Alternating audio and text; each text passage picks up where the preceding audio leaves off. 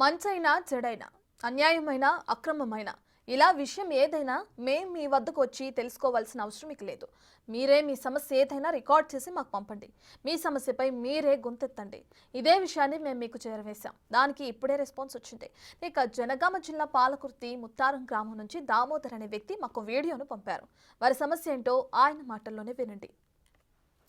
పాలకుర్తి మండలం ఈ పాలకుర్తి నుంచి వెళ్ళి కొడకల పోయే రోడ్డు ఇది మధ్యలో బ్రిడ్జి కాడ బాగా డ్యామేజ్ అయింది. ఇక్కడ దీన్ని స్థానిక ఎమ్మెల్యే గారు వచ్చి పరిష్కరిస్తే ఇది బాగుంటుంది.